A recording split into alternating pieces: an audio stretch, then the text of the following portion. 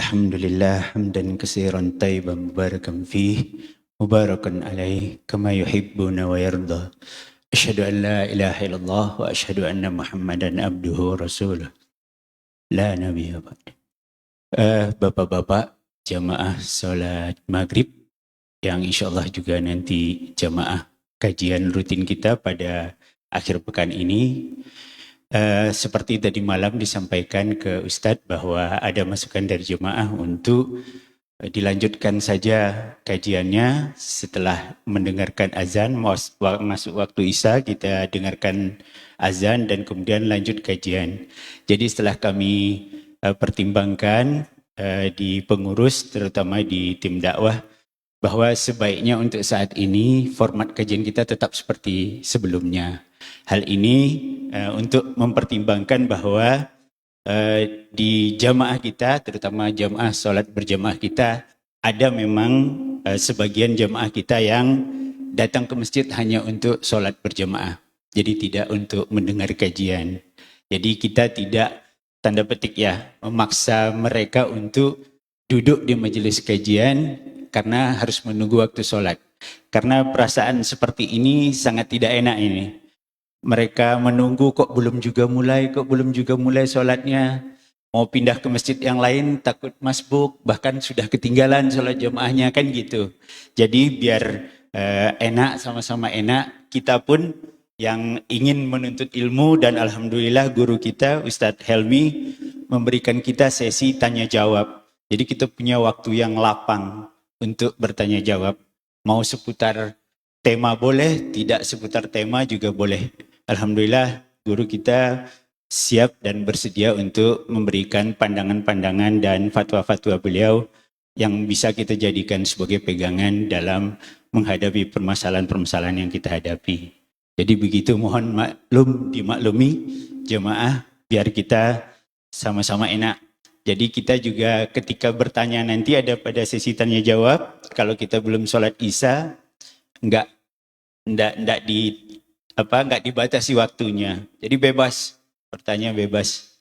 Gitu ya Ustadz ya. Ya, begitu ya Bapak semuanya.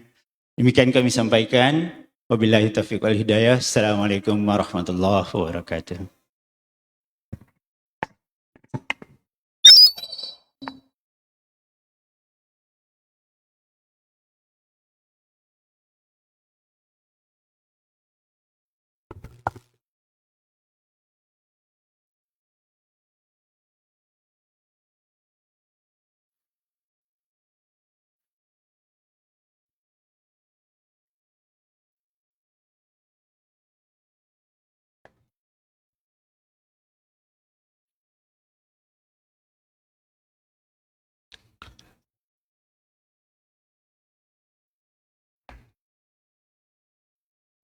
Bismillahirrahmanirrahim. Assalamualaikum warahmatullahi wabarakatuh.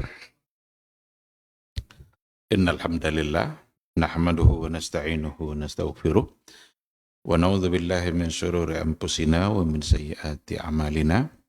May yahdihillahu fala mudhillalah wa may yudlilhu fala hadiyalah. Asyhadu an la ilaha illallah wahdahu la syarikalah wa asyhadu anna Muhammadan abduhu wa rasuluh. La nabiyya wa la rasulah ba'da.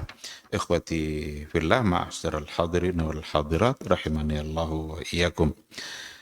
Mari kita awali kajian kita dengan memperbanyak puji dan syukur kepada Allah Subhanahu wa taala. Alhamdulillah pada malam hari ini kita masih diberikan kesehatan dan diizinkan oleh Allah Subhanahu wa taala untuk berada di tempat yang paling mulia. Khairu biqa'il ardi masajiduha. Tempat yang paling baik di muka bumi Allah ini adalah masjid. Kita sekarang berada pada tempat yang paling mulia itu. Mudah-mudahan kita benar-benar mulia pula di sisi Allah Subhanahu wa taala. Alhamdulillah kita duduk sejenak di majelis ilmu. Majelis ilmu merupakan wasilah untuk meninggikan derajat dan kemuliaan kita di sisi Allah Azza wa Jalla. Sama-sama kita juga harus bersalawat dan bersalam untuk Rasulullah sallallahu alaihi wasallam. Allahumma salli ala Muhammad wa ala ali Muhammad. Mudah-mudahan kita setia berada di atas sunnahnya.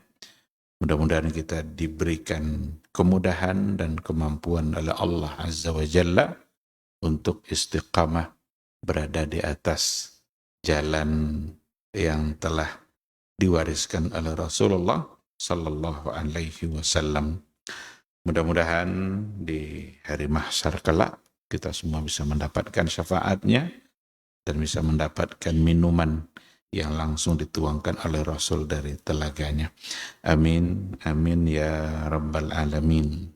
Ikhwati fillah, ma'asyaral hadirin wal hadirat, rahimani Allah wa iyyakum. Kembali pada malam hari ini kita insya Allah melanjutkan apa yang pada malam tadi sudah kita bahas, beberapa cara Islam untuk menjaga keturunan dan untuk mempertahankan keberlangsungan generasi. Bagaimana generasi selalu harus tumbuh berkembang secara baik sesuai dengan aturan agama. Yang kita sampaikan pada malam tadi itu adalah dari sisi perintah. Malam ini insya Allah kita lihat dari sisi larangan. Karena hukum Allah itu memang akan kita dapatkan dari dua hal, dari dua sisi. Bisa dari perintah, bisa dari larangan. Dan dua-duanya adalah hukum. Kalau kata Allah, if'al, lakukan, berarti perintah. Atau Allah bilang, la tafa'al, jangan lakukan. Dan ujungnya sama, intinya sama. Di mana untuk bagaimana at-tanasul wa takatsur, memperbanyak keturunan dengan cara yang sah, dengan cara yang benar, sehingga silsilah nasabnya terpelihara. Baik, malam ini insya Allah kita ambil wasailu hibzin nasal min janibil adami. Wasilah, sarana untuk menjaga keturunan, memperbanyak keturunan min janibil adam, dari sisi larangan. Yang pertama, agama kita melarang untuk menghindar untuk menikah atau menghindar untuk memiliki keturunan meskipun alasannya untuk ibadah. Ada orang fokus untuk beribadah, lalu dia tidak mau dari sisi ini. Ternyata itu tidak dibolehkan. Dalam istilah agamanya disebut dengan tabattul. At-tabattul. Di sini tabattul itu didefinisikan al-inqita' anin nisa wa tarkin nikah inqita'an ila ibadatillah. Memutuskan hubungan dengan perempuan, meninggalkan nikah karena ingin fokus untuk beribadah. Itu makna dari tabattul. Yang ternyata Islam tidak membolehkan. Meskipun tujuannya untuk fokus ibadah. Nanti alasannya banyak ini. Ada yang langsung Nabi membahasakan atau riwayat hadis itu mengatakan naha anit tabattul. Seperti yang ada pada hadis Anas. Ada Anas ibn Malik berkata, Anas ibn Malik adalah sahabat mulia Rasulullah SAW yang sedari kecil dia sudah bersama Nabi. Umur 7 tahun dia sudah dititipkan oleh ibunya untuk menjadi pembantu Rasulullah Sallallahu Alaihi Wasallam. Maka hadis ini datang dari beliau. Apa kata Anas? Kana Rasulullah Sallallahu Alaihi Wasallam ya'muruna bil ba'ah wa yanha 'anit tabattuli nahyan syadidan. Kata Anas, adalah Rasulullah Sallallahu Alaihi Wasallam memerintahkan kami untuk menikah jika sudah sanggup, wa yanha 'anit tabattul, dan Nabi melarang untuk bertabattul, nahyan syadidah, larangan yang sangat dilarangnya gitu. Tabattul tadi apa? Memutuskan hubungan dengan perempuan, tidak ingin berhubungan sama perempuan karena ingin fokus untuk beribadah. Nah, ini larangan ini berarti di situ ada tujuannya. Karena kalaulah seandainya laki-laki muslim tabatul semua, seandainya pada tabatul laki-laki muslim ini, lalu bagaimana dengan perkembangan generasi? Nggak ada lagi nanti akan generasi baru yang akan dilahirkan karena mereka pada tabatul semua. Maka Nabi nahyan syadida seperti yang dikatakan oleh Anas ibn Malik. Sama persis seperti kisah 3 orang yang ingin menandingi amalan Nabi. Ini cerita ini saya kira sudah sangat masyhur ini di kalangan para penuntut ilmu. 3 orang yang datang ke rumah Nabi ingin menandingi amalan Nabi. Karena Nabi amalannya luar biasa. Lalu mereka ingin menandinginya dengan cara mereka sendiri. Yang satu bilang saya tidak akan tidur malam, saya akan sholat tahajud sepanjang malam. Yang satu lagi bilang saya tidak akan berbuka, saya akan puasa terus setiap hari. Nah yang ketiga bilang apa? Saya tidak akan menikah karena saya ingin fokus untuk beribadah. Nah ternyata sampailah pesan itu kepada Nabi disampaikan oleh Aisyah. Karena Aisyah yang ada di rumah waktu itu. Langsung Nabi menyikapinya dengan naik mimbar. Dikumpulkannya Nabi, sahabat oleh Nabi. Di situ Nabi menyampaikan, ma balu qaumin yaquluna kadza wa kadza. Kenapa ada satu kaum yang berkata begini, begini, begini. Disampaikanlah alasan yang tadi itu. Lalu kata Rasul, innama ana akhsyakum wa atqakum. Sesungguhnya saya adalah orang yang lebih bertakwa daripada kalian dan lebih takut kepada Allah daripada kalian. Nah, saya lebih bertakwa, lebih takut kepada Allah, tetapi saya tidur, saya juga bangun. Saya puasa, tapi saya juga berbuka. Dan saya wa ana atazawwajun nisa. Dan saya menikahi wanita-wanita. An-nikahu sunnati faman raghiba an sunnati falaysa minni. Nikah itu adalah sunnahku, siapa yang benci sunnahku maka dia tidak termasuk ke dalam golonganku. Maka tabattul ternyata tidak baik meskipun tujuannya untuk fokus ibadah. Inilah beda nanti Islam yang tidak mau memisahkan antara urusan-urusan dunia dan urusan-urusan akhirat. Perkara nikah jangan dikira ini urusan dunia. Tapi ini semua adalah hubungannya dengan akhirat. Beda dengan agama-agama yang lain yang kadang-kadang kalau sudah sampai pada makam tertentu, maka dia justru malah terlarang untuk menikah. Itu bertentangan dengan fitrah manusia sendiri. Maka Islam datang untuk meluruskan penyimpangan-penyimpangan fitrah itu. Nah, jadi yang pertama adalah larangan untuk bertabatul. Kalau begitu, berarti generasi harus terus muncul. Nikah harus terus dipertahankan.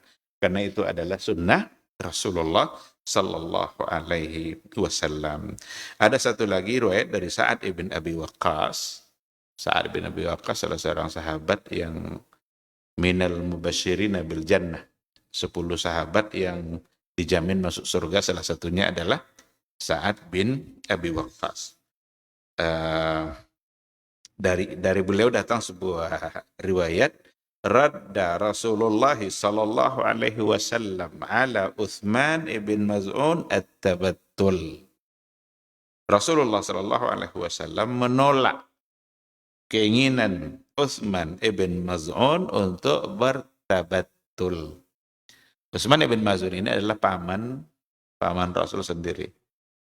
Utsman ibn Maz'un ketika beliau wafat, ketika dia sudah dikuburkan, diletakkanlah oleh Nabi batu di atas bagian kepala Utsman ibn Maz'un. Diletakkannya batu. Dari riwayat itu diambil hukum oleh para ulama, kalau seandainya ada jenazah yang dikuburkan, boleh kita kasih tanda. Karena Rasul sendiri memberikan tanda pada kuburan pamannya Utsman ibn Maz'un. Diletakkannya batu di situ. Yang diperselisihkan adalah Boleh enggak ditulis? Nah, ini mulai diperselisihkan oleh para ulama. Kalau sekedar meletakkan tanda, ada nasnya. Kalau untuk ditulis, ada perselisihan. Ada yang membolehkan dan ada yang menganggap itu tidak perlu. Karena buat apa ditulis. Tapi jika ada hajat, mungkin akan jadi pendukung untuk dapat dibenarkan, apalagi oleh ulama-ulama yang memang membenarkan. Baik, jadi dari beberapa riwayat ini dapat kita hukum di situ larangan untuk tabatul. Dan maqasid dari larangan itu sekali lagi adalah untuk hifzun nasal, supaya keturunan itu terpelihara dan terus berkembang dengan cara yang syar'i. Karena tabatul itu berarti meskipun fokus pada ibadah, tapi dia meninggalkan ibadah yang lain. Ini kan ibadah juga. Ini ibadah, ini juga ibadah. Maka ketika Rasul bilang, ada sahabat yang terheran-heran ketika Nabi bilang begini, pada saat kalian mendatangi istri kalian untuk hajat dan syahwat kalian, Allah beri pahala. Ada sahabat yang nanya, ya Rasulullah, apakah ketika kami mendatangi istri kami sendiri untuk urusan syahwat kami dapat pahala? Nabi balik bertanya, apakah jika syahwat itu kalian letakkan pada yang haram, kalian dapat dosa? Dapat dosa katanya. Kalau diletakkan pada yang halal, berarti dapat pahala. Letakkan pada yang haram, dapat dosa. Pada yang halal, berarti pahala. Kalau sudah bicara pahala, berarti bukan lagi urusan dunia. Ini adalah urusan akhirat kita. Karena yang namanya pahala, itu kebaikan-kebaikan yang akan nanti kita rasakan di akhirat kelak. Berarti tabatul terlarang karena dia meninggalkan ibadah yang lain, hanya fokus pada ibadah tertentu. Baik. Yang kedua juga merupakan masih seiring dengan yang tadi itu, dilarang oleh agama syariat Islam ini untuk kalau kita berkeinginan untuk tidak punya anak pada saat kita mampu. Berarti tarkut tanasul ma'al qudrah. Dia sanggup untuk memiliki keturunan, bisa dia punya banyak anak, tapi dia tinggalkan, padahal pada saat kemampuannya. Maka agama tidak membolehkan. Apalagi nanti dengan alasan-alasan yang kalau pada masa jahiliyah dulu, alasannya kan banyak, karena takut miskin dan lain sebagainya. Bahkan ada yang sempat melakukan pembunuhan terhadap anak jika yang lahir itu adalah anak perempuan. Maka an-nahyu an tarkit tanasul ma'al qudrah. Pada saat kemampuannya untuk memiliki anak, tapi dia tidak mau, maka terlarang. Inilah yang kemarin kita contohkan, fenomena child free. Child free itu dia tidak ingin punya bebas dari anak. Padahal dia mampu. Dianggapnya itu hanya akan menyulitkan dia, tidak mendatangkan kebaikan. Di sinilah kita mesti bersyukur menjadi seorang muslim. Karena konsep berkeluarga dalam Islam ini luar biasa sempurnanya. Jadi pandangan Islam terhadap keluarga itu bukan pandangan yang sekilas, tapi pandangan yang detail dan mendalam, bahkan visioner. Coba child free itu yang dibayangkannya apa? Mengurus anak, sulit mengurus anak, apa segala macam. Dalam Islam, lain ceritanya. Bahkan Nabi mengatakan, seandainya ada 3 orang yang punya anak perempuan, lalu dia jaga baik-baik anak perempuannya itu jaminan baginya untuk mendapat surga. Baik untuk anak maupun orang tua yang sudah lanjut usia. Kalau di dunia barat apa? Kadang-kadang yang tidak produktif, matikan saja. Yang dihargai hanya yang produktif. Tidak tahu dia kalau dia produktif itu gara-gara yang tua ini. Kan gitu. Maka muncullah istilah panti jompo. Itu panti jompo bukan pemikiran Islam itu. Panti jompo itu kan orang tua diletakkan di panti. Padahal itu kan pintu surga. Tergantung nanti keadaan orang masing-masing, karena ada di antara orang yang memang agak sulit untuk melakukan itu. Tetapi Islam punya konsep yang sangat sempurna. Itu adalah pintu surga. Jadi bukan dilihat dari sisi produktif, tidak produktifnya harus dimatikan. Nah, ini adalah pintu surga. Kenapa muncul pemikiran eutanasia? Tahu istilah eutanasia? Eutanasia itu dalam bahasa Arabnya qatlur rahmah. Membunuh karena sayang. Kok membunuh karena sayang? Membunuh biasanya kan kena benci. Ini sekarang membunuh karena sayang. Contohnya begini, seandainya ada orang tua yang sudah lama sakit, 4 tahun, 3 tahun terbaring, tapi tidak mati-mati. Kasihanlah anak-anak nengoknya. Maka diminta dokter untuk menyuntik, dan sekali suntik pelan-pelan mati. Itu eutanasia. Apa hukumnya dalam Islam? Bukankah itu cara? Jangan-jangan itulah cara Allah untuk mengampuni dosa-dosanya. Kan orang tua yang sudah lanjut usia hanya terbaring, tapi lisan bisa berucap. Maka kalimat la ilaha illallah itu hanya butuh lisan, tidak butuh bibir. Jadi pada saat kita sakit sekeras apapun, la ilaha illallah mesti bisa terucap. Mungkin tangan tidak bisa digerakkan, kaki sudah tidak bisa digerakkan, pokoknya sudah sakit semuanya. Tapi yang namanya lisan, sekedar untuk mengucapkan la ilaha illallah, pasti bisa. Kenapa yang dituntut dari kita kata terakhir itu la ilaha illallah? Bukan sujud, bukan. Kan Nabi tidak bilang, barang siapa yang akhir hayatnya adalah sujud. Kan tidak itu. Karena tidak semua orang bisa sujud. Tapi untuk mengucapkan la ilaha illallah, lisan pasti bisa. Coba ucapkan, la ilaha illallah. Bibir pun tidak ikut di situ.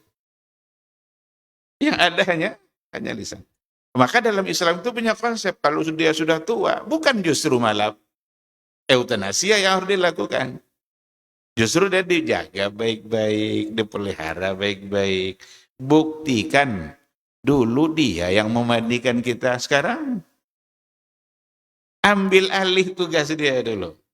Dulu dia yang menyuapkan nasi ke kita, sekarang ambil alih tugas itu.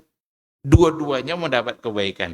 Anak bisa masuk surga, orang tua bisa masuk surga, karena jangan-jangan itulah cara Allah untuk mengampuni dosanya.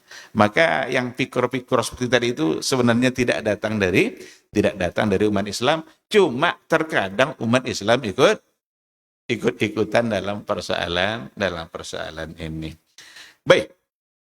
Maka balik kita kepada tema kita pada poin yang kedua ini. Kalau memang kita punya kemampuan untuk memiliki anak dan bisa mendapatkan anak yang banyak, maka jangan lari dari itu dengan alasan-alasan yang tidak syar'i. Karena nanti ada beberapa hal yang agama melarang supaya itu tidak terjadi. Apa contoh? Di sini ada tahrimul ikhtisal. Ikhtisal itu kebiri.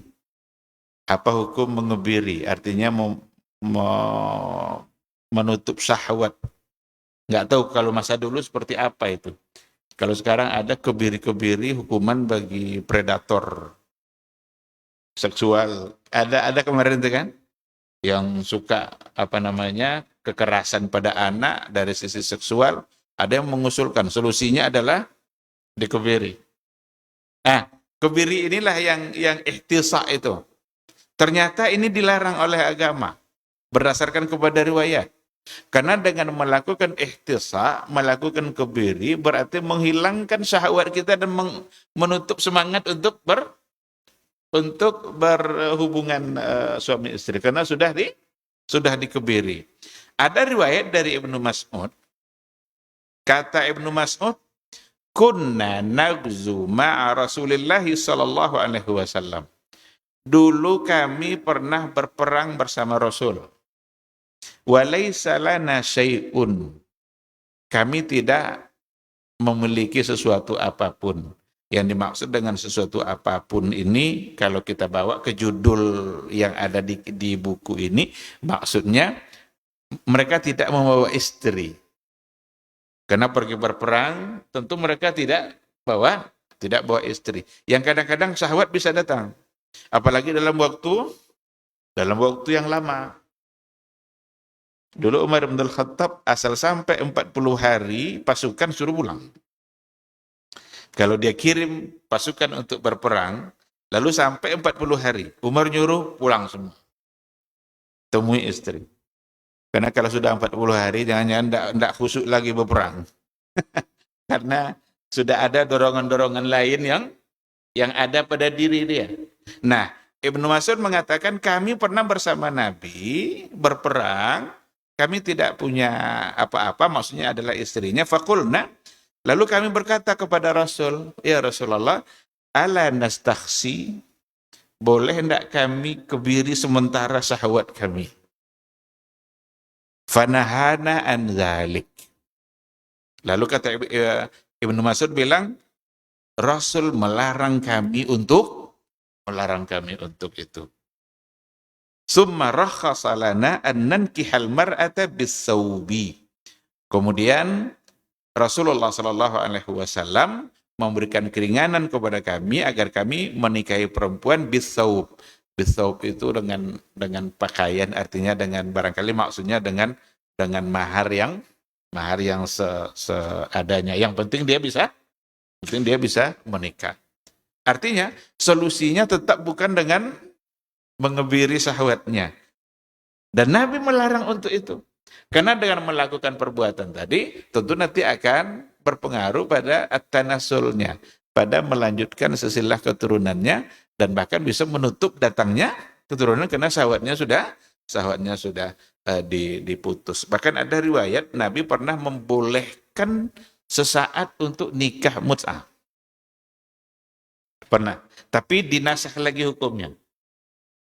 Dibolehkan oleh Nabi dalam satu peperangan. Kalau nggak salah perang Khaybar atau apa gitu. Karena mereka lama, jauh dari Madinah, jauh dari keluarga, dan mereka mengepung orang-orang Yahudi ketika itu. Nah, Nabi membolehkan, karena gejolak syahwat bisa saja datang. Tetapi kebolehan itu sifatnya sebentar, Nabi menghapus. Dalam hadis dikatakan, Rasulullah dulu Nabi membolehkan untuk mut'ah, tapi Nabi melarangnya, wa inni haramtuha ila yaumil qiyamah, dan saya mengharamkannya sampai hari kiamat. Orang Syiah, hadis yang membolehkan diterimanya, tapi hadis yang melarang dia sudah tidak terima. Sampai sekarang maka mut'ah bagi orang Syiah adalah ibadah yang luar biasa. Bahkan orang yang mut'ah 1 kali sama derajatnya dengan Hasan, 2 kali sama dengan Husain, 3 kali sama dengan Ali bin Abi Thalib. Pokoknya semakin banyak mut'ahnya semakin tinggi derajatnya. Ini sesuatu yang salah, dan ini penyimpangan yang luar biasa. Karena pernah dibolehkan oleh Nabi, tetapi kemudian Nabi menghapus. Itulah yang disebut dengan nasakh, an-nasikh wal mansukh. Dalam kajian usul fikih itu ada bab nasikh mansukh. Ada hukum yang menghapus, ada hukum yang dihapus. Dulu dibolehkan karena ada kemaslahatan, tapi dilarang karena sudah tidak ada maslahat. Atau sebaliknya, dulu dilarang karena ada mudarat, tapi akhirnya dibolehkan karena mudaratnya sudah tidak ada. Sama seperti ziarah kubur. Nabi melarang di awal-awal keislaman itu, Nabi melarang ziarah kubur. Karena khawatir orang-orang dulu kan tidak bisa ketemu sama kuburan. Itu semangat jahiliyahnya luar biasa. Oh, entah menangis, entah menyembah-nyembah kuburan, entah meminta-minta kepada kuburan. Maka orang-orang yang hari ini kalau sempat juga menyembah-nyembah kuburan, sujud-sujud di kuburan, itu kayak perilaku jahiliyah pada masa awal dulu. Maka Nabi melarangnya. Dulu saya larang, kata Nabi, tapi sekarang ala fazuruha. Tapi sekarang ziarahilah. Karena itu akan bisa mengingatkan kepada akhirat. Baik, maka pada bagian yang kedua ini ternyata hukum haramnya kebiri syahwat itu ternyata maksudnya adalah dari sisi ini. Karena akan membuat kita bermasalah pada at-tanasulnya, pada perketurunannya. Sedangkan agama menganjurkan kita untuk memiliki banyak keturunan. Tapi bagaimana pada hewan? Ada istilah kebiri kimia pada hewannya. Kalau untuk hewan barangkali masalahnya tidak sama dengan manusia.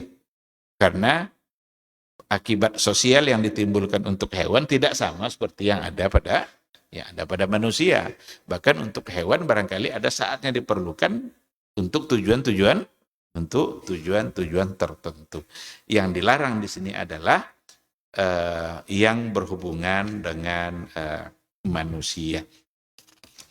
Ada satu masalah yang juga dibahas di sini terkait dengan hubungannya dengan yang tadi itu, yaitu tahrimul ijhad. Ijhad itu adalah aborsi. Dilarang, haram hukumnya untuk aborsi.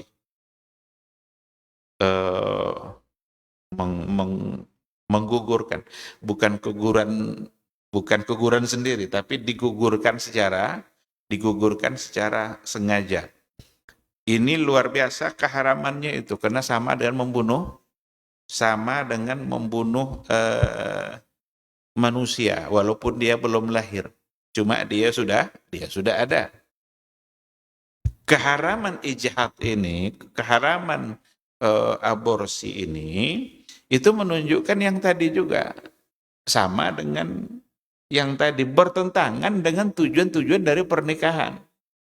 Kenapa harus digugurkan? Kenapa dia harus tidak diterima kehadiran dia? Berarti ada nyawa yang dihilangkan. Terdapat penjelasannya oleh para ulama,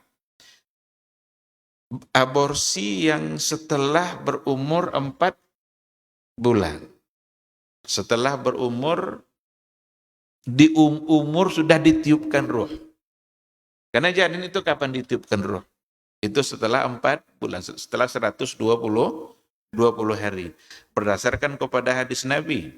Kan ada tahapan-tahapannya itu kan, 40 hari dalam bentuk darah, nanti 40 hari dalam bentuk tulang, lalu kemudian ia dibentuk.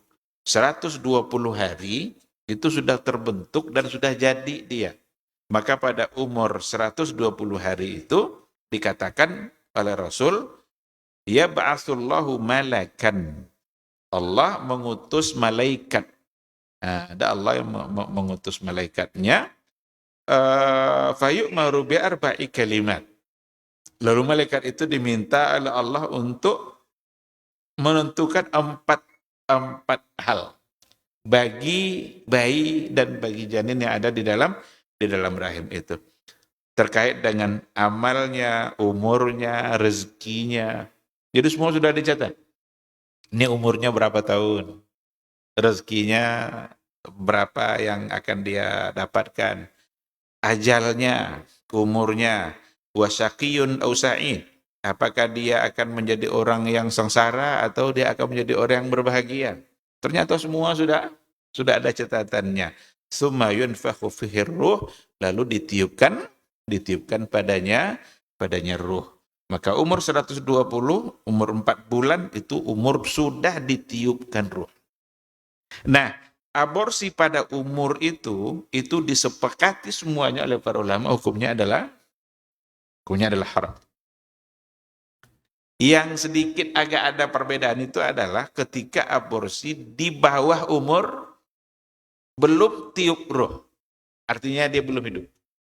Tapi sudah ada segumpal darah kah, segumpal daging kah, atau tulang belulang yang sudah dibentuk, tapi yang jelas belum ini. Namun yang kuat itu tetap adalah haram. Walaupun ada terjadi perbedaan, tapi merupakan sesuatu yang tetap lebih cenderung untuk diharamkan.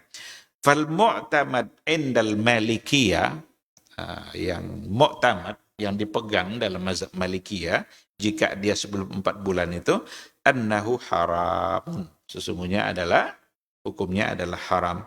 Fala yajuzu limra'atin muslimah an tajhada mauludaha. Tidaklah boleh bagi seorang perempuan muslimah untuk menggugurkan anaknya yang ada di dalam rahimnya, walau fi awwali yaumin minal habli, meskipun pada hari pertama dari kehamilannya. Kalau hari pertama kan dia belum apa-apa itu kan. Baru ada tanda saja dia sudah di dalam rahimnya sudah anak, sudah ada janin gitu, sudah ada yang akan bakal menjadi bayi. Cuma dia kan belum berbentuk. Tapi yang mu'tamad dalam mazhab Maliki itu adalah tetap hukumnya haram karena Allah sudah jadikan dia. Itu adalah bakal nanti yang akan menjadi seorang anak yang akan berkembang terus. Inilah pendapat yang dianut oleh Imam Al-Ghazali dan juga oleh Dr. Wahbah Az-Zuhaili. Bagaimana kalau seandainya dokter menghukumi bahwa janin itu cacat? Kan kadang-kadang dokter kan dengan ilmunya, dengan keahliannya, dihukumkannya bahwa janin ini akan lahir nanti cacat. Dengan alasan dokter tadi, boleh tidak dilakukan? Menggugurkan. Kalau tadi kan tidak ada pertimbangan apapun. Sekarang ada. Dalam hal ini dikatakan, la yajuzul ijhab. Tetap tidak dibolehkan. Hatta law asbatal atibba'u annal janina musawwah atau mu'awwaq. Meskipun dokter sudah menetapkan bahwa sesungguhnya janin ini musawwah atau mu'awwaq, cacat atau nanti akan lahir dia mungkin ada cacat-cacat yang ada pada fisiknya. Li'anna dzalikal janin nafsun muharramah. Karena janin itu sendiri mau cacat atau tidak cacat itu adalah sebentuk jiwa diri yang muharramah, yang dia itu terhormat. Maka Islam ini kan tidak membeda-bedakan. Apakah Islam membeda-bedakan kita antara yang cacat dan yang tidak? Kan tidak. Yang jalannya gagah dan yang jalannya pincang-pincang apa beda? Kan tidak. Yang membedakan kita adalah ketakwaan. Inna akramakum indallah atqakum. Yang mulia itu di sisi Allah adalah siapa yang paling bertakwa, bukan siapa yang paling gagah, siapa yang putih kulitnya, enggak. Maka alasan cacat itu tetap tidak membolehkan untuk melakukan tindakan ijhad, aborsi, menggugurkan janin yang ada di dalam rahim. Bagaimana kalau itu adalah hasil dari perzinaan? Wal'iyadzubillah. Hasil dari perbuatan yang tidak baik. Dikatakan la yajuzul ijhadu aidan hatta law kana al-janinu min zina. Tidak dibolehkan untuk melakukan aborsi terhadap janin meskipun itu datang dari hasil zina. Kenapa enggak boleh? Karena dalam kebolehannya itu justru merupakan tasji'un lirrazila. Itu merupakan seolah-olah dukungan untuk membuat perbuatan yang tidak baik. Nanti orang pada beralasan, kan agama membolehkan. Kan boleh aborsi. Nanti kalau seandainya terjadi itu, ya tinggal kita gugurkan saja. Justru keharamannya lebih kuat lagi. Kalau tadi musawwah, ada cacat-cacatnya, mungkin lebih logis untuk dibolehkan. Tapi ulama tetap tidak membolehkan. Nah, maka yang dari hasil zina pun itu tidak dibolehkan. Nah, karena sekali lagi yang berdosa bukanlah janinnya. Yang berdosa adalah pelakunya. Jangan bebankan dosa pelaku justru anak yang dikorbankan. Anak tidak berdosa apa-apa. Yang salah, yang akan mendapatkan hukuman dari Allah adalah orang tua yang tadi melakukan, bukanlah janin yang ada di dalam rahim. Wala taziru waziratun wizra ukhra. Ada satu yang dibolehkan untuk aborsi, tapi insya Allah kita sambung setelah sholat isya. Kita akan istirahat dulu, kita sholat, dan kita tutup untuk sementara. Subhanakallahumma wa bihamdika asyhadu an la ilaha illa anta astaghfiruka wa atubu ilaik. Wassalamualaikum warahmatullahi wabarakatuh.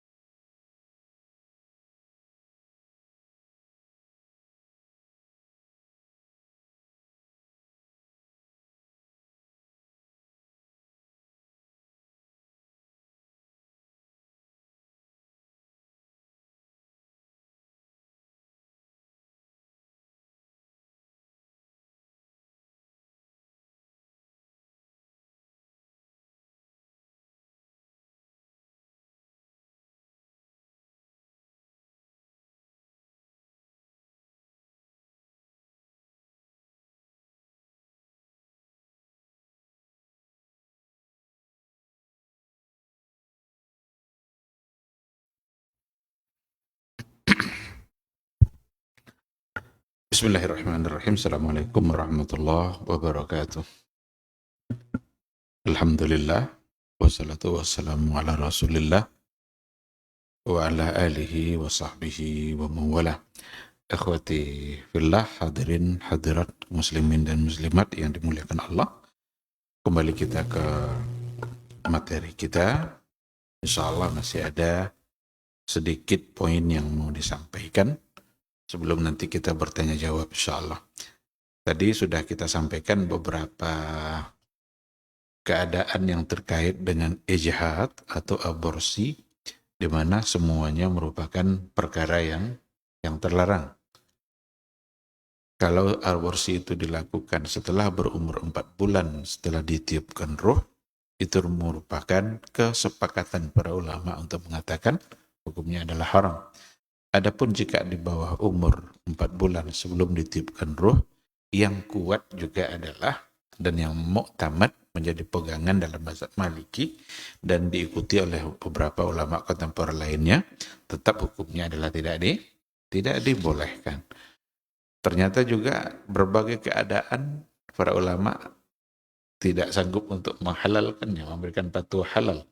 Seandainya janinnya cacat umpamanya, dikhawatirkan lahir dalam keadaan cacat, itu tidak jadi alasan untuk dibolehkan.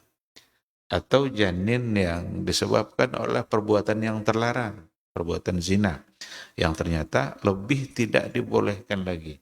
Karena yang berdosa bukanlah anak yang dalam rahim, tapi yang berdosa adalah orang tua sebagai pelaku. Namun di sini ada satu yang dibolehkan. Wa yajuzul ijhadu fi halatin wahidatin faqat.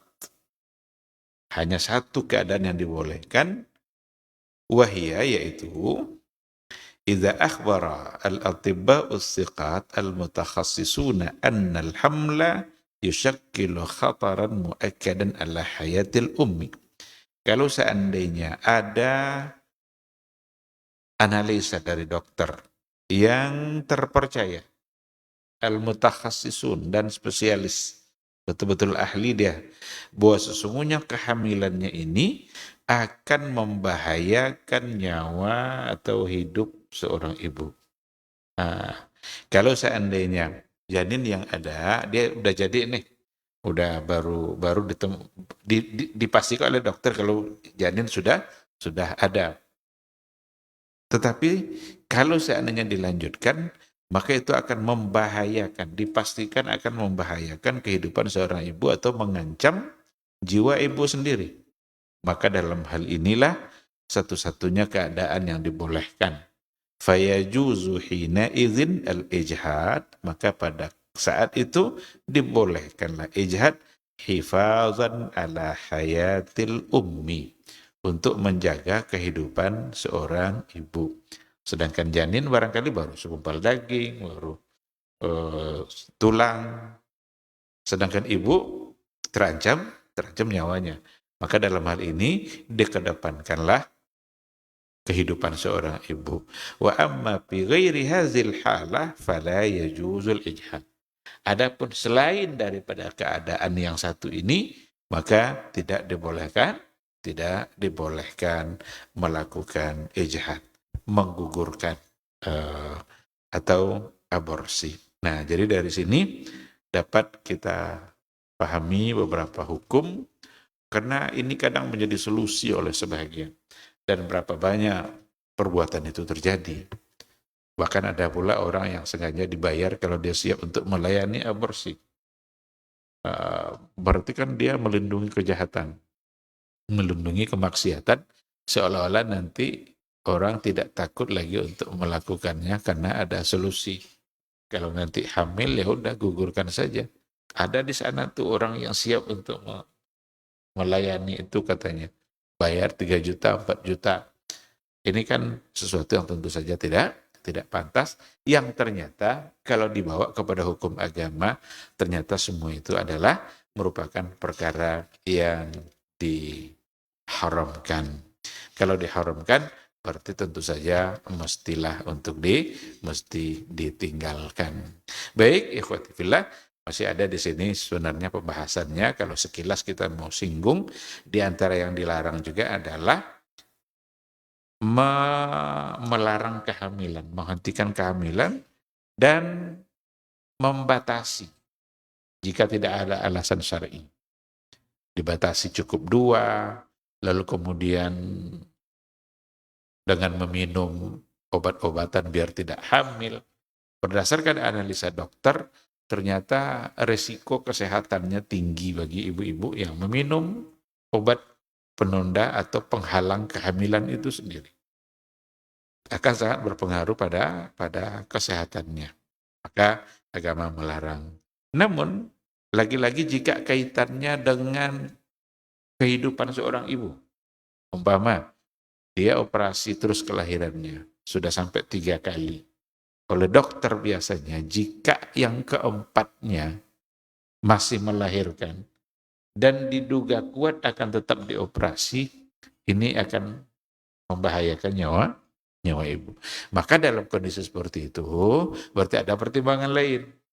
Kalau ada pertimbangan lain, ya agama memang, inilah keindahan dari agama Islam, membolehkan sesuatu yang terlarang ketika untuk mendapatkan kemaslahatan yang lebih besar.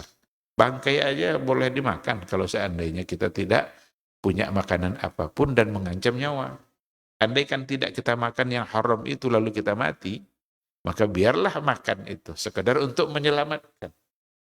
Menyelamatkan dalam artian ya tidak berlebih dari sekedar yang dibutuhkan. Maka membatasi tadi itu, jika hubungannya memang dengan kehidupan seorang ibu, maka dari sisi itu agama dapat membolehkan.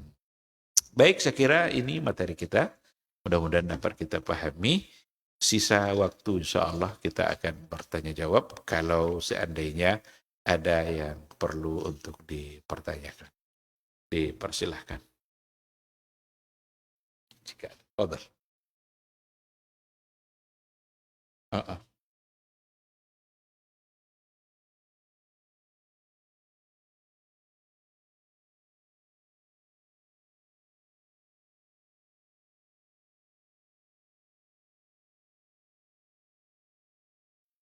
Kalau ditengok keterangan yang ada di sini, tetap tidak dibolehkan. Yang hanya satu yang dibolehkan, kalau ada hubungannya dengan ancaman nyawa bagi seorang ibu. Kalau pemerkosaan, dia tidak semalu perbuatan zina sebenarnya. Kalau perbuatan zina memang itu perbuatan dosa. Kalau pemerkosaan, yang laki-lakinya berdosa, tapi yang perempuannya gimana coba? Dia tidak bisa menghindar. Artinya, dia tetap tidak dibolehkan untuk melakukan itu. Karena ada nyawa yang dihilangkan. Saya kira seperti itu. Wallahu a'lam. Ah,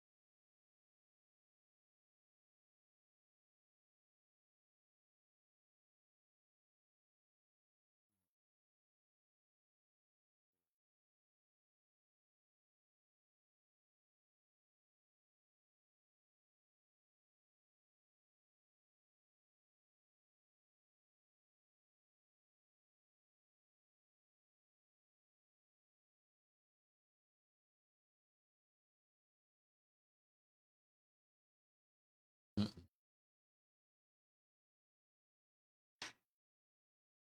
iya,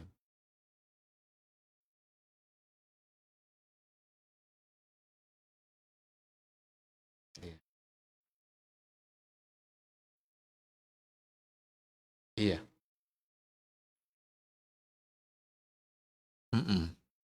Eh, yang tadi kan berarti janin yang sudah jadi pada minggu pertama itu diduga memang itu sebagai janin gitu ya, karena ada tesnya itu kan. Tapi pada akhirnya memecah lebar dan seolah-olah dia tidak berkumpul dan tidak jadi. Kalau yang tidak jadi berarti kita tidak sedang apa namanya mematikan satu nyawa gitu. Karena memang dia tidak jadi.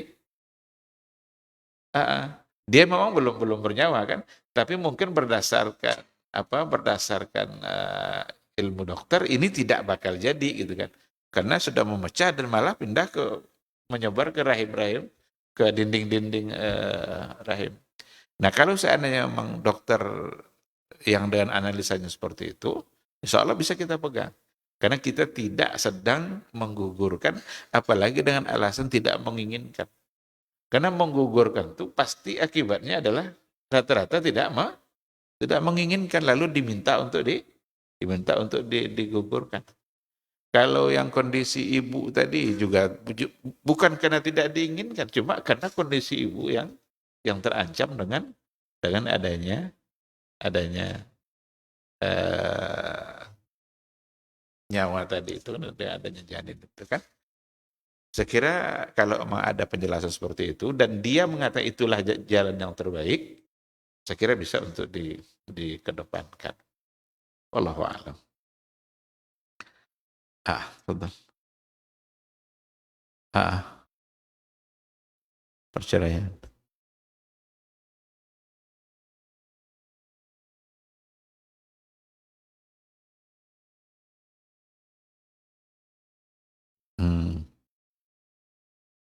Dalam satu majelis. Kadang dalam satu majelis. Dia bilang ini, saya ceraikan kamu langsung 3. Tapi fi majelisin wahid, dalam satu majelis. Itu dibahas oleh para ulama itu. Pada masa Abu Bakar, pada masa Rasulullah SAW, tolak 3 sekaligus yang dalam satu ucap. Atau dia bilang anti talik, anti talik, anti talik.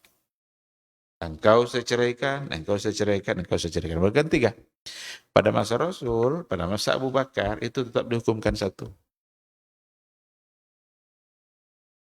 Pada masa Umar bin Khattab punya kebijakan. Kebijakannya adalah, nampak oleh Umar pada masa itu, laki-laki sebagai suami ini benar-benar mempermainkan persoalan perceraian ini. Sikit-sikit dia ucapkan kata itu. Maka diambil keputusan oleh Umar bahwa cerai 3 yang diucapkan seperti itu, maka yang berlaku adalah 3. Itu untuk terapi. Terapi bagi lelaki yang yang suka mempermainkan persoalan cerai itu. Karena tidak ada jedanya. Engkau saya ceraikan, engkau saya ceraikan, engkau saya ceraikan. Maka tetap dihukumkan 1. Kalau kita tengok pendapat ulama mazhab, banyak yang mengatakan juga bahkan mazhab-mazhab itu cenderung mengatakan jatuhnya 3. Berbeda dengan Syekhul Islam Ibn Taimiyah mengatakan tetap jatuh hukumnya 1. Jadi beliau berbeda dan imam mazhab dalam persoalan ini. Wallahu a'lam. Kayaknya apa yang diputuskan oleh Nabi dan Abu Bakar mungkin pantas untuk menjadi pegangan. Berarti kalau diucapkan 3, bahkan ada contohnya begini, saya ceraikan kamu sejumlah pelepah kurma yang depan rumah. Maka tetap hukumnya 1. Sudah saking marahnya kan, diceraikan sejumlah daun pelepah kurma yang ada depan rumah. Maka tetap dihukumkan 1. Wallahu subhanahu wa ta'ala a'lam. Ada lagi?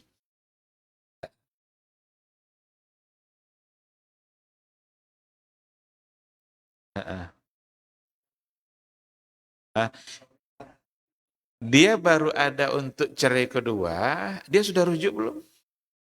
Kalau belum rujuk berarti kan hukumnya masih tetap dalam tolak kan. Dia umpamanya pagi diceraikannya, siang menyesal dia. Rujuk umpamanya. Tapi ternyata kalau sudah rujuk berarti terucap lagi, berarti sudah kembali. Karena kalau seandainya dia belum merujuk, dia kan memang sudah harus tidak bersama-sama lagi dia kan. Walaupun nampak dia kenakalan-kenakalannya, tapi dia sudah ceraikan. Nah, mungkin sekadar memperkuat untuk tidak rujuk. Nah, kalau sampai habis masa iddah, ternyata dia tidak rujuk, berarti si perempuan ini sudah orang asing bagi dia. Boleh dia nikah sama laki-laki lain. Tapi kalau dia mau rujuk, boleh langsung, tapi harus akad dan mahar. Akad baru dan mahar yang baru. Karena tolak satu dan tolak dua, boleh langsung rujuk tanpa ada di antaranya dengan nikah dulu dia dengan laki-laki yang lain. Beda sama tolak tiga. Kalau sudah tolak tiga, tidak boleh lagi suami ini rujuk dalam masa iddahnya, meskipun masih dalam iddah. Kecuali kalau nanti dia habis masa iddah, nikah sama laki-laki yang lain, cerai pula dari suami kedua, habis masa iddah dari cerai suami kedua, baru boleh suami pertama untuk kembali. Wallahu subhanahu wa ta'ala. Betul.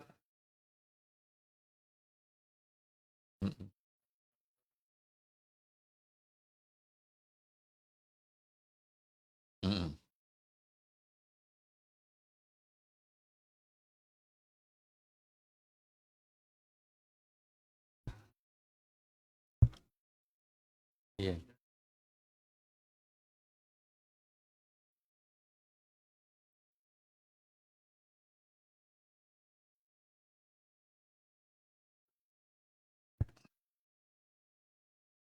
Dia memang nikah siri itu tidak diakui dalam artian tidak mendapatkan pelayanan apapun.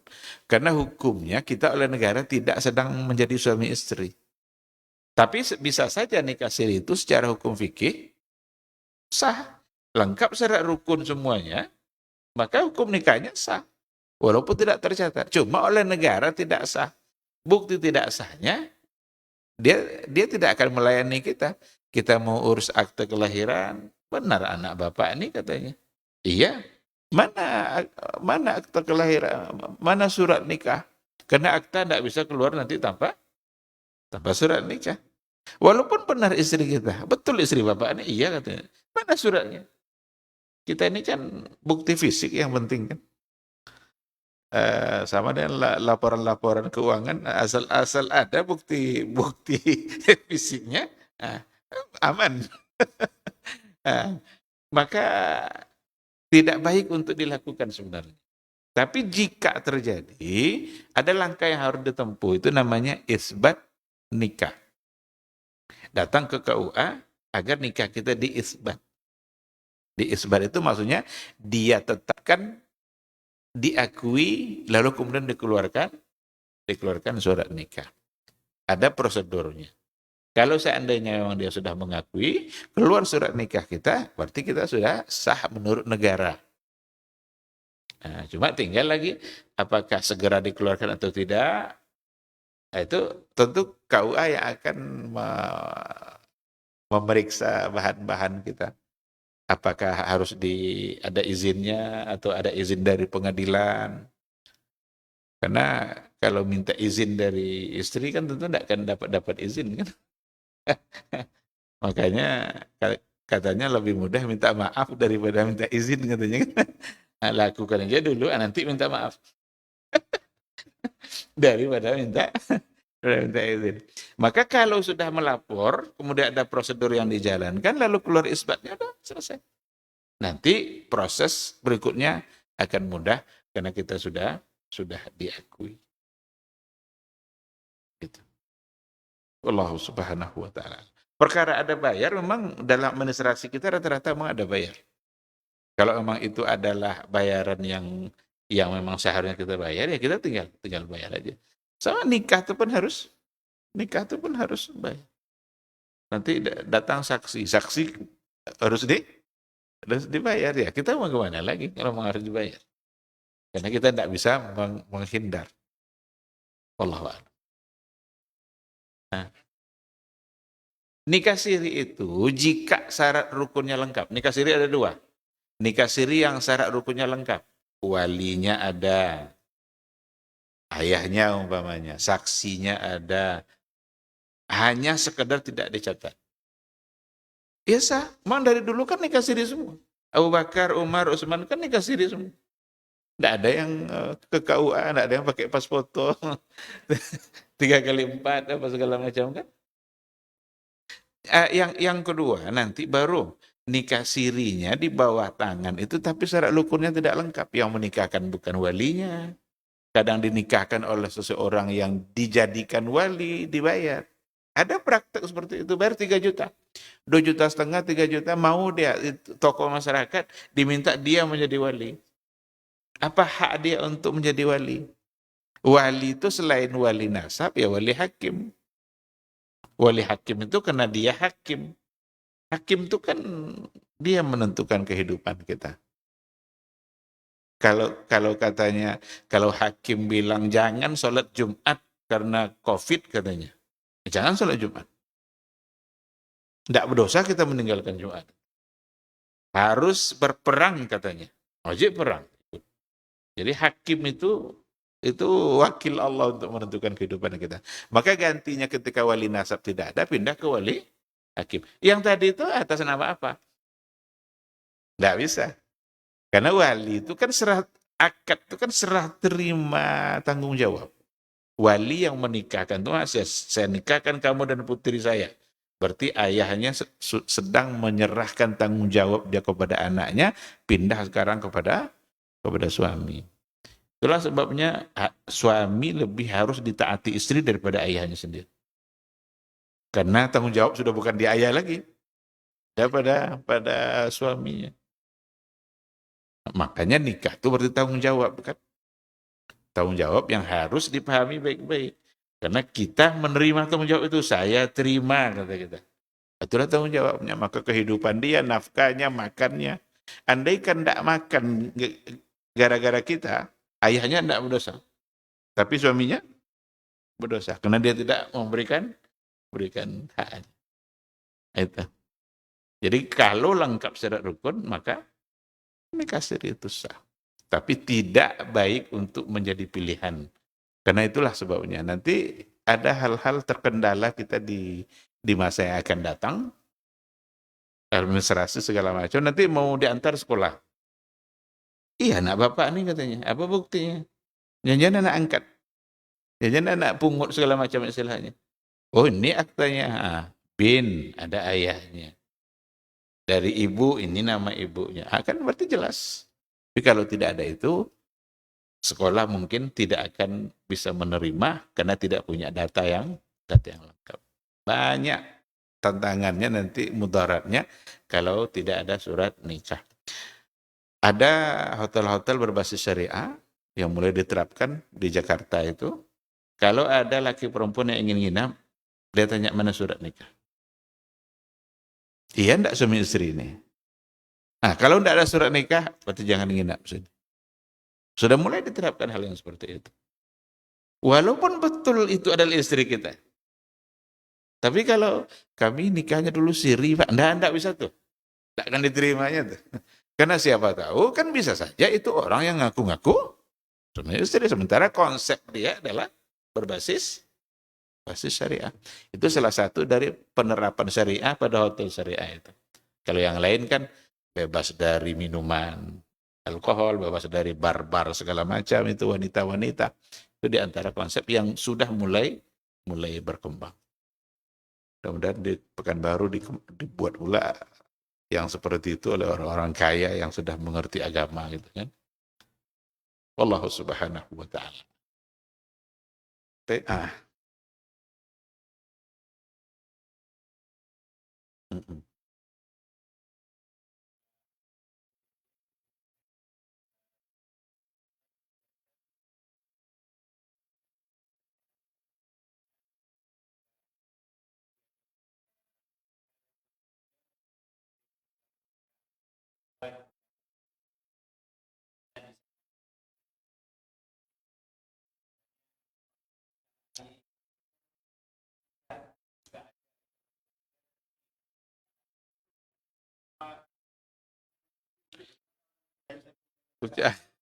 Lalu minta saksi datang.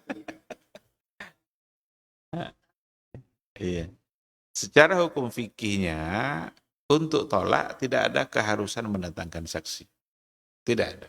Tolak itu ditentukan oleh lafaz yang terucap oleh suami secara sadar. Pilihan sendiri, bukan kena paksaan. Sadar dia. Maka sahkah tolak orang dalam keadaan mabuk? Itu namanya tolak sakran. Dihukumkan, sakran itu artinya kan mabuk. Dihukumkan oleh para ulama itu tidak sah. Itu tidak disinggung-singgung soal saksi itu. Andaikan seorang suami mengucapkan dalam keadaan sadar, pilihan dia tanpa paksaan apapun, ada lafaz yang terucap dan lafaznya lafaz sharih, maka lafaz sharih itu membuat secara hukum fikihnya sebenarnya tolaknya jatuh. Dan tidak ada keharusan untuk mendatangkan saksi. Kalau nikah pasti ada saksi. Karena itu adalah untuk menghalalkan yang haram. Kalau ini konsekuensi kan yang awalnya halal tapi kemudian menjadi haram. Maka kalau dikatakan apakah harus ada saksi? Jawabannya tidak. Dalam kajian fikih tidak. Tapi nanti kalau kita bawa kepada kompilasi hukum Islam, cerai bukan oleh lafaz suami. Tapi cerai itu pindah ke tangan hakim, ketok palu hakim yang menentukan cerai. Bisa saja suami sudah menceraikan di rumah. Lalu terjadi sidang, akhirnya ketok palu. Jangan-jangan hari ketok palu itu adalah hari terakhir indahnya. Karena lafaz cerai sudah lama terucap. Tapi secara hukum kompilasinya, pengadilannya, ketika hari itu diketuk, hari itu dia mulai menjalani masa iddah. Kan dirugikan perempuan kan. Seharusnya pengadilan tinggal mengisbatkan saja cerai itu. Yang terjadi di rumah diakui, tinggal ketok palu, bukan berarti ketok palu itu yang menceraikannya. Karena cerai sudah terjadi.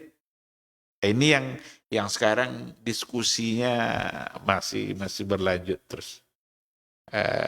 Artinya belum tuntas. Karena ya kalau sudah terucap oleh suami kan suami dulu yang menerima kewajiban itu. Sekarang dia lagi yang melepaskan. Memindahkannya ke tangan hakim itu kurang tepat. Hakim seharusnya adalah sekedar mensahkan. Oh iya, tanggal berapa kalian kemarin itu bercerai? Sekarang disahkan. Seandainya sudah separuh masa iddah, kan tinggal melanjutkan. Kalau nanti memang tidak ada rujuk, berarti perempuan cepat dia mendapatkan haknya untuk nikah dengan yang lain. Karena kalau habis masa iddah, tidak ada lagi kewajiban nafkah bagi suami. Tapi selagi dalam masa iddah, masih ada keharusan nafkah. Itulah sebabnya si perempuan belum boleh dinikahi sama yang lain. Jangankan dinikahi, dilamar saja belum boleh. Karena nafkahnya masih dari suami. Ketika iddah sudah berakhir, putus nafkah. Lalu perempuan mau dapat dari mana? Maka boleh dia dinikahi oleh laki-laki yang lain. Gitulah keadilan yang ada dalam hukum Islam. Wallahu subhanahu wa ta'ala alam. Ya, baik, saya kira kita masih ada lagi. Kenapa?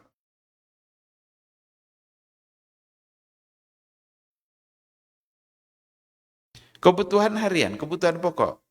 Makannya, apa segala macam. Karena dia sesungguhnya belum putus hubungan 100% menjadi istrinya. Maka ada hak rujuk. Ada hak rujuknya. Hak rujuk itulah yang membuat dia perlu ada kewajiban juga. Karena dalam Islam kan ada hak berarti ada kewajiban. Maka dia belum lepas dari tanggung jawabnya. Oleh karena itu pikir-pikir kalau mau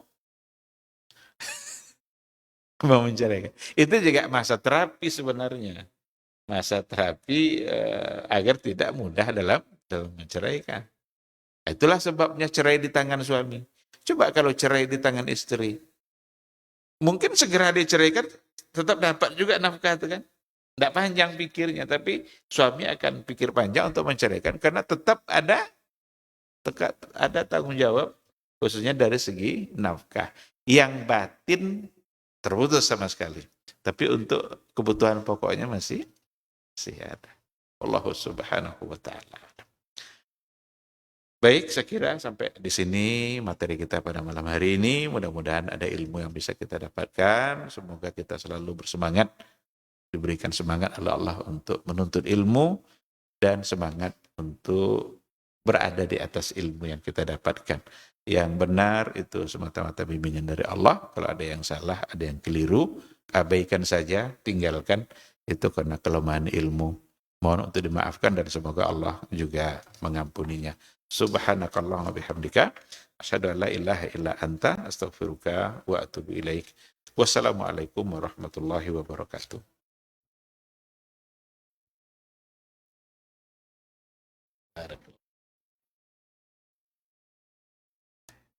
Barakallahu.